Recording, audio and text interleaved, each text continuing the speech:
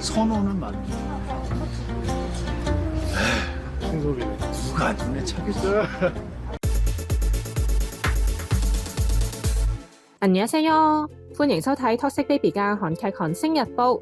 咩事金明爸爸會話中意金宣虎，又咁嫌棄女婿鐘薛呢？苦盡甘來遇見你係2023年底殺青㗎。喺殺青1年之後，幾位主演重新聚埋一齊拍攝呢啲咁靚嘅劇集海報，亦即係話佢哋喺相隔1年之後要再次投入到角色入面。飾演金明爸爸嘅朴解俊被問到中唔中意女婿朴鐘薛，佢就即時入戲變身女兒傻瓜，話係因為個女中意，所以唯有接受。 딸이 좋아한다니까. 어쩔 수 없었어요. 선호는 많죠. 청소기는 누가 눈에 차겠어. 然後佢哋要拍攝呢幅金宣虎鞠躬嘅硬照，張相嘅故事係鐘薛第一次見金明家長。金宣虎話因為佢太想同金明結婚啦，所以就算要睇金明爸爸嘅眼色，都要硬住頭皮。 개인적으로 마음이 좋지는 않지만 딸이 사랑한다는 사람이니까 차차 이제 두고 보는 뭐 그런 느낌으로. 눈치 엄청 보이죠. 하지만 이겨내고 있습니다. 결혼하고 싶어서 이겨내고 있습니다. 죄인 모드로. 原來呢張相嘅背景設定係金宣虎因為第一次見家長，所以好緊張咁向佢哋鞠躬問好。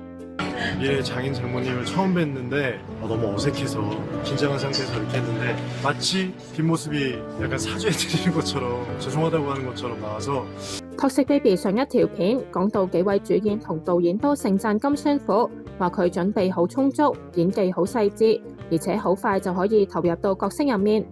今次喺拍攝海報嘅現場，雖然劇集殺青已經1年啦，但係金宣虎謙虛咁話，多得現場有大家喺度，令佢好快就可以揾翻鐘薛嘅感覺。